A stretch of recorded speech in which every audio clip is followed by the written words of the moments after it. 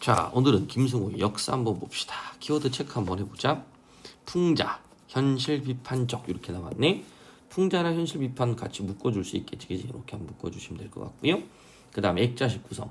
액자식 구성에서 중요한 거는 요 내화, 외화의 구성이다라고 보시면 돼요. 중심이 되는 건 내화가 되는데 이 내화의 이야기가 외화인 나에게도 영향을 줄 때가 많습니다. 그래서 내와 외화의 관계들을 좀 명확하게 보시고요. 이 내와 이야기가 외화에 어떻게 영향을 주고 있는지, 영향을 주지 않고 사실성을 높이기 위해서 이 나라는 인물이 과거에 또는 옛날 들었던 이야기, 경험했던 이야기를 그냥 단순하게 전달하는 경우들이 있어요. 그래서 액자식 구성을 이야기할 때 이렇게 하나 이야기가 있고요. 그 안에 또 다른 이야기가 이렇게 들어갑니다. 액자식 구성이라는 건 바로 이 부분이겠죠. 이 부분에 서로 관계가 없이 떨어져 있잖아요. 이 부분. 됐죠? 이 부분이. 그래서 이 밖의 이야기, 여기 외화고요. 나가 있다고 칩시다. 내가 옛날에 들었던 이야기야 라고 하면 이렇게 전달하게 되면 요거는 사실성이 높아지는 거예요. 또는 경험했던 이야기 이렇게. 그래서 요 이야기를 그냥 이렇게 사실성을 높이는 쪽으로 전달하는 것도 있고요. 또 하나는 요 이야기가 다시 밖에 있는 나에게, 대조의 나에게 또 영향을 주는 그런 경향도 있습니다. 그래서 액자식 구성이 외화, 내화는 보통은 사실성을 높이는 부분들은 중요하진 않고 외화, 내화 서로 관계되어 있는 이 부분 안에서 문제들이 좀 출제가 많이 됩니다. 그 다음에 한번 이야기 이렇게 들어갔다가 중간에 다시 나왔다가 또 들어갔다가 이런 작품들도 있어요. 왔다 갔다 하는 작품들. 그런 것도 한번 보시면 외화, 내화의 액자 형태가 교차되는 그런 경우도 있습니다. 참고 한번 해주시고요. 그래서 작품이 좀 어렵습니다. 이런 부분들은. 자, 현대인의 기계적 일상, 공간의 대비. 자, 이런 식으로 키워드를 잡았으니 우선은 현대인의 기계적 일상은 현실 비판과 이렇게 묶이게 될 거고, 그죠? 공간의 대비는 여러분들 이하 감상 좀 이따 읽으면 이 구조가 만들어질 거예요. 질서정신, 가풍, 창신동, 빈민가. 그러면 이 대비라는 걸 딱 읽는 순간 머릿속에 들어오는 거 있죠. 그렇죠. 이항대립, A, 한쪽에 이미지 이렇게 구성해 주시고, B, 한쪽의 이미지 이렇게 구성해 주시고요. 이런 문제가 나올 때는 항상 이질이라는 것은 성격, 질이 다르다. 이질적인 요소들을 좀 파악해가고 그러면서 서로 어떻게 하는 거예요? 이렇게 분류를 하는 거죠. 됐죠? 여기 좀 필요합니다. 그래서 한쪽의 의미가 딱 풀린 다음에 풀리게 돼요. 이해 갔죠? 그래서 이 공간의 대비가 나올 때 하나가 지양, 거부하는 대상이다 라고 한다면, 우리가 지양의 대상이라고 한다면 한쪽은 지향의 대상이다 라고 볼 수도 있겠죠. 자, 그럼 이제 핵심 정리 한번 들어갈까요? 단편 풍자 액자 확인한 그대로고요. 풍자 현실 비판 그냥 나오겠고요. 60년대 그러니까 이제 우리 현대인의 기계적 일상으로 넘어가는 시기다라고 볼 수 있겠죠. 60년대부터 쭉 이어지는. 그 다음 서울 동대문 지역 바깥 이야기 1인칭 관찰자가 되고요. 안에 이야기 1인칭 주인공. 보통은 바깥 이야기가 1인칭 주인공이라면, 그죠? 안에 이야기가 1인칭 관찰자가 돼서 또 다른 주인공을 보게 되는데 요건 둘 다 나의 이야기가 되네요. 됐죠? 참고 한번 해주시고요. 현진건의 고향 같은 작품 이런 것도 한번 찾아보시고요. 황순원의 목노미 마을의 개 이런 것들 찾아보시면 아마 요 이야기는 좀 이해할 수 있을 거예요. 자, 현대인의 기계적 일상에 대한 비판 아까 본 부분이고요. 액자식 구성 됐고요. 공간 대비 됐죠. 현대인의 규격화된 삶과 이에 대한 비판적인지, 현대인의 규격화된 삶 요거 나오겠죠. 현대인의 기계적 일상을 다른 말로 한다면, 그렇죠, 규격화돼 있고 규칙적이고, 다른 말로 한다면 획일화라는 부분으로도 표현할 수 있겠죠. 획일. 이런 식으로 됐습니까? 자, 그 다음에 주인 할아버지가 말하는 가풍도 미리 한번 읽어봅시다. 왜냐하면 전체적으로 소설에서는 소재의 기능과 역할이 굉장히 중요하고요. 또는 배경, 또 같은 역할을 하게 되거든요. 소재나 배경이 어떤 특정한 상징성이나 어떤 기능 역할을 한다면 소설을 읽어낼 때 굉장히 중요하니까 지금 우리가 소설 읽는 연습 단계이기 때문에 미리 한번 읽어보는 것도 좋습니다. 자, 읽어보고 넘어갑시다. 주인 할아버지가 말하는 가풍이란 질서 정신에 의해 성립되는 것이다. 질서 정신. 어떤 의미일까요? 새로 이사 온 집은 이러한 가풍에 따라 가족 구성원 모두가 정확하게 짜여 있는, 그렇지, 정확하게 짜여 있는 규칙적인 일상을 준수한다. 그 아까 요거 얘기했었죠. 그죠? A 라인, B 라인을 보시면 돼요. 됐죠? 그럴 때 여러분들이 A라는 가치, 그지? 이런 것들은 같은 단어끼리 뭐를 해줘라? 묶음 처리를 해줘라. 이 얘기 잊지 말고요. 자, 그럼 가볼까요? 다시. 질서 정신은 다른 말로 하면 정확하게 짜여 있는 규칙적인 생활. 하지만 이는 철저하게 획일적이고 기계적인 것. 그렇죠. 획일적, 기계적. 인간적인 자유나 여유는 전혀 고려되지 않았다. 두 개 대비 표시해줬죠, 제가. 그죠? 색깔로 좀 구분해놨어요. 이렇게. 따라서 할아버지의 가풍은 능률과 효율을 강조한다. 자, 획일, 기계적인 거고요. 그 다음에 능률과 효율을 강조. 자, 나는 이에 낯설어 하고 괴로움으로써 현대성을 바라보는 작가의 부정적인 시각. 됐죠? 그래서 나는 이런 부분들에 좀 낯설고 인간적이고 자유 이런 부분들을 지향하는 거겠죠. 됐죠? 근데 요건 뒤에 가서 다시 한번 이야기할 겁니다.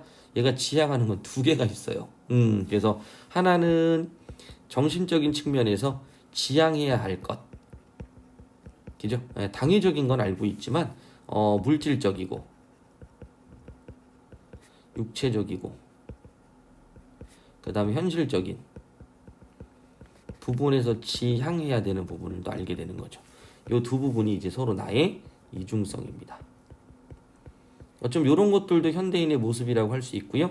뭐 딜레마라고 해야 될지는 모르겠지만 어쩌면 내적 갈등이고 항상 이런 정신적 지향을 추구하는 그죠? 그런 상태에 놓여 있는 그런 인물들이다라고 보시면 될 것 같아요. 자, 뭐 뒤에서 좀 이따 이제 구절풀이도 뭐 읽어보면 좋기는 한데 뭐 다 읽고 나서 그다음 구절풀이 읽을게요. 본문은 내가 설명해 줄 테니까. 자, 이해와 감상 한번 볼게요. 이 작품은 다소 우화적 수법을 통해, 자, 우화적 수법 굉장히 중요한 겁니다. 우리가 우화적이라고 한다면 그래서 우화, 이게 우화죠? 동물에 빗대어서 인간을 비판하는 뭐 이런 형태들인데 우화적 수법이라는 것 자체들이 나중에 좀 공부를 하다 보면 우리들의 일그러진 영웅, 우리들의 일그러진 영웅 이런 작품 있죠. 그죠? 그런 작품들을 여러분들이 좀 읽어보시면 5학년, 6학년 교실이 요게 이제 현대사회 독재 정권 요걸 이제 세팅이 요렇게 대응이 돼요 서로. 그래서 요렇게 현대사회의 모습을 5학년 6학년 교실로 이렇게 변화시켜서 이야기를 하게 되죠.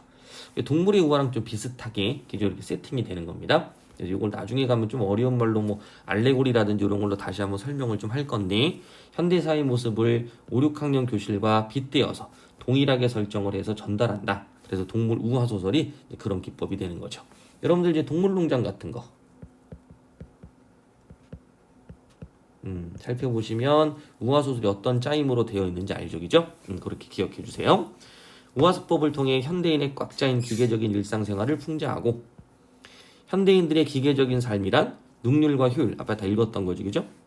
우선시하는 현대 자본주의 논리에 의한 삶을 의미하는 것이다. 양옥집으로 상징되는 자, 새로 나온 거니까 기억해 주는 거죠. 그리고 또 A라인에 세팅이 되겠죠. 그죠? 이렇게 A라인, 그죠? 여기 획일 됐습니까? 가풍. 여기 나와 있는 양옥집이 바로 A라인. 상징되는 주인공 나의 새하숙집, 그렇죠? 양옥집과 새하숙집이 같은 거야. 빈틈없고 규칙적인 생활을 통해 드러난다. 그러나 이러한 능률과 효율은 인간을 목적으로 하는 것이 아닌 현대사의 메커즘을 위한 수단으로 변질되어 있다. 그러니까 원래 인간이 중심이 되고 목적이 돼야 되는데 현대사회 속에서는 어떻게 되어버린다고요? 그렇죠. 현대사의 메커니즘을 위한 수단으로 변질이 되어버렸다. 자, 인간을 그래서 어떻게 된다? 소외시킨다. 자, 그래서 나는 빈민가의 무질서하고 비능률적인 생활을 도리어 그리워하게 된다. 자, 나오죠? 여기서 나온 빈민가. 자, 그럼 양옥집과 빈민가가 그렇죠. 대조가 되는 거죠. 대비, 그리고 이렇게 B라인 이렇게 되겠네요. 자, 아무런 대가 없이 성벽의 돌을 옮기는 서씨. 새로운 인물이 하나 나오네. 서씨의 비능률적인 행위, 비능률적인 행위가 되는 거니까 비능률이니까 빈민가랑 연결이 되는 인물이 바로 누가 된다? 그렇죠. 서씨가 되겠죠. 표시를 다시 해놓을게요. 이런 생활을 그리워하게 된다. 됐죠? 그러고 나서 비능률적 행위, 이렇게 연결되겠죠. 빈민가. 무질서하고 불규칙적인 공간인 창신동 빈민가 연결되고요. 여기 B 라인. 즉 그 속에 살았던 활기찬 생명력의 대비를 통해 풍자적으로 여기 있다. 활기찬 생명력. 그러니까 이쪽 도시 빈민가, 도시에서 나타나는 양옥집 뭐 이런 것들은 생명력도 상실했다. 뭐 인간적인 걸 잃어버렸다. 이렇게 보시면 되겠네요. 더불어 작가 김승욱 특유의 감각적인 문체와 다소 우화적인 표현 기법, 액자식 구성 등은 이 작품의 주제를 보다 효과적으로 형상화한다. 자, 전체 줄거리. 외화의 서술자 나는, 외화의 서술자 나예요. 공원에서 우연히 만난 젊은이들의 이야기를 듣게 된다. 겠죠? 내화의 서술자 나는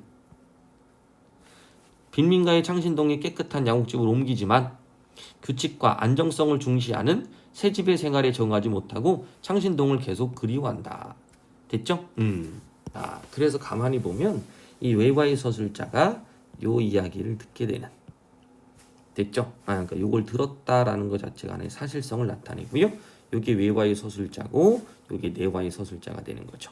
그래서 여기 앞에 내화의 서술자는 그래서 1인칭 관찰자, 그냥 들었던 이야기 이렇게 나오고요. 1인칭 주인공 시점이니까 요때 나의 이야기. 됐죠? 요 나와 요 또 다른 나. 다시 이렇게 되겠네요.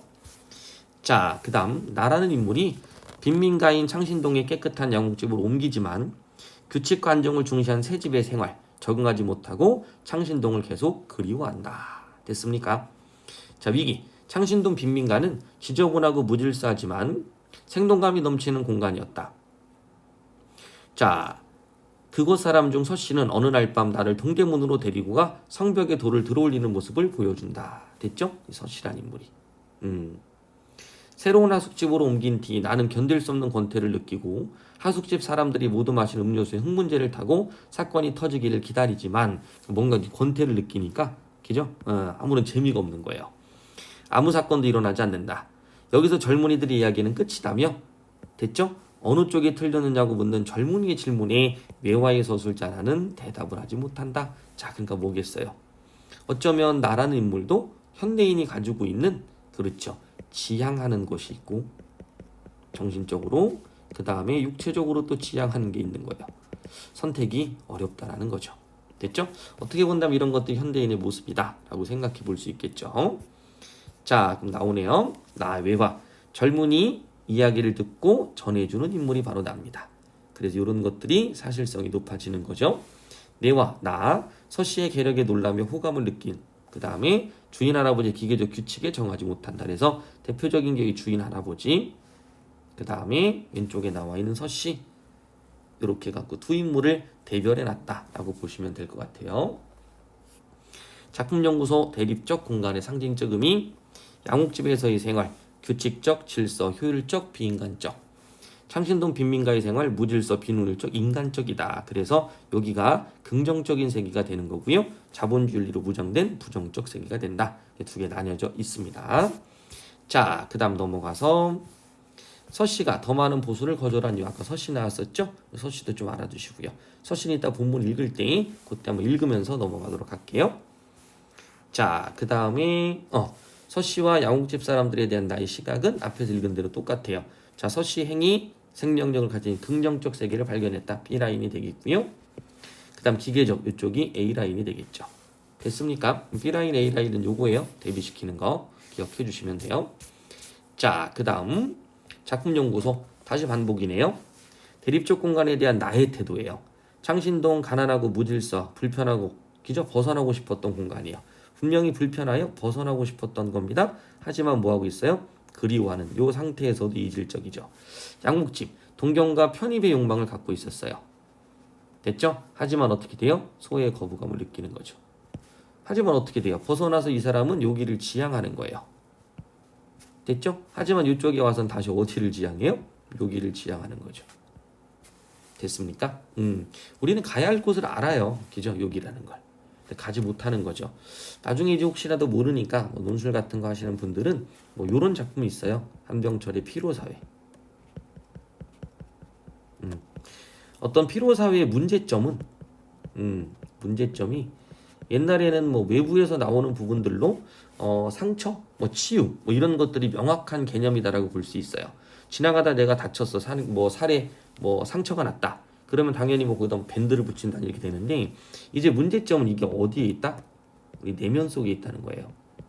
됐죠? 우리 내면 속에 있다 보니까 이 내면의 치유는 누가 해야 돼요? 그렇죠. 나인 스스로가 해야 돼요. 이런 것들이 이제 피로사회. 그래서 우리가 나아가야 될 어떤 뭐 해결해야 될 그런 문제들이다라고 생각하시면 될 것 같아요.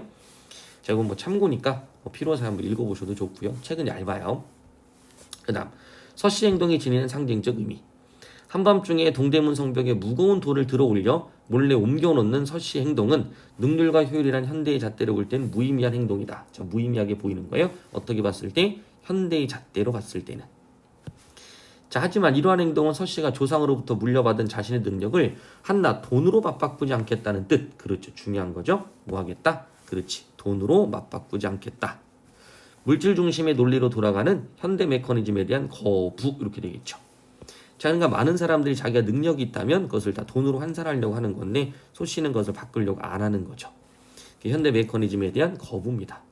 따라서 서씨가 자신의 놀라운 힘을 아무 보상도 없는 비효율적 일에 허비하는 것은 현대에 맞서 인간으로서 자신의 실존을 확인하려는 상징적 의미를 지니게 된다. 좀 어렵죠.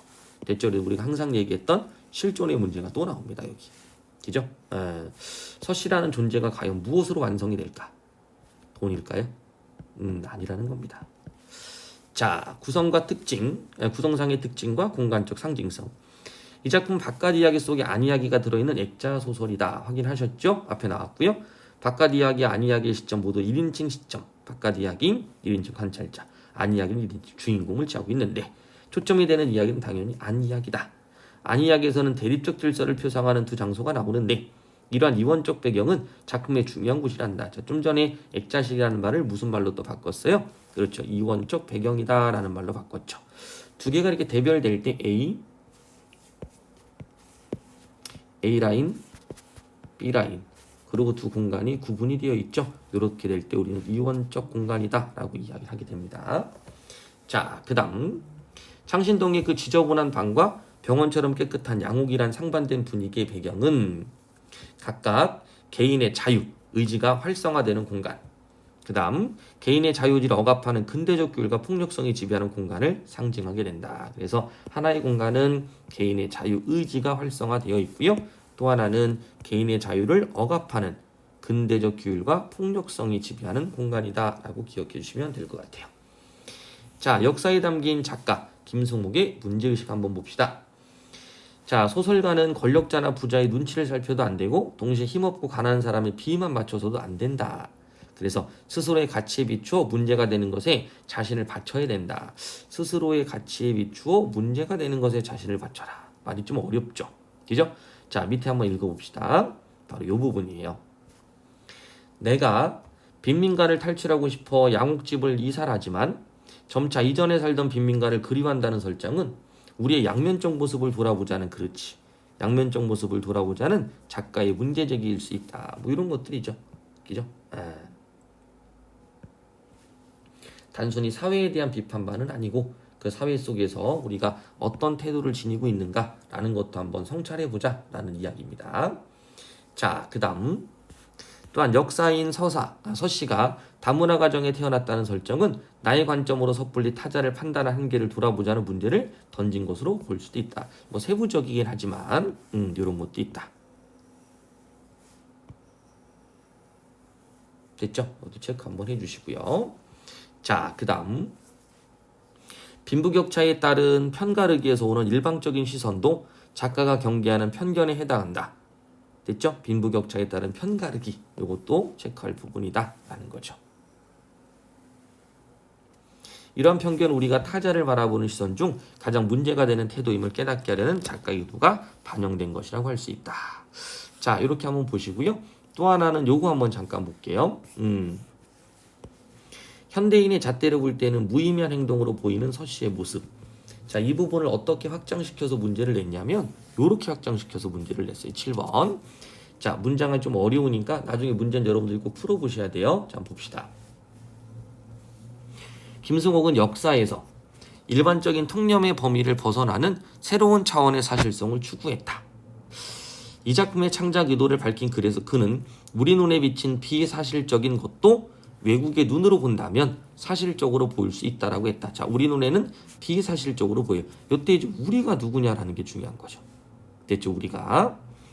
자, 왜냐면 우리라는 대상을 좀 알아야 뒤에 나와 있는 이미지들이 보이죠. 우리 눈에는 비사실적인, 사실적이지 않아. 근데 외국인의 눈으로 본다면, 됐죠? 네, 사실적으로 보일 수도 있다. 그래서 이때 우리라는 건 바로 어떤 의미일까요?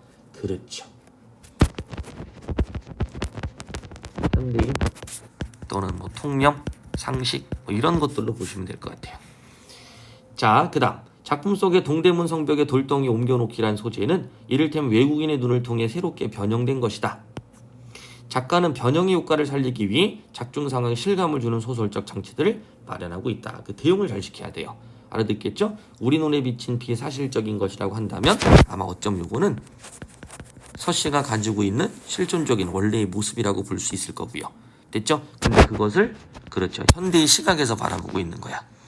하지만 외국의 눈으로 본다면 그것은 하나의 사실적으로 보일 수 있다. 어쩌면 우리는 또는 그런 본질 이런 것들을 다시 한번 바라볼 수 있다. 뭐 이런 의미로 해석을 해주시면 좋을 것 같습니다. 자, 한번 쭉 읽어주시고요. 정리해 주시면 될 것 같아요. 자, 이렇게 배경을 한번 살펴봤습니다. 작품들이 좀 어렵기도 하고요. 여러분들한테 이해도를 좀 높여주기 위해서 하나하나 꼼꼼하게 얘기를 해주는 거니까 한번 정리 다시 해보고 그리고 본문 읽어보도록 합시다.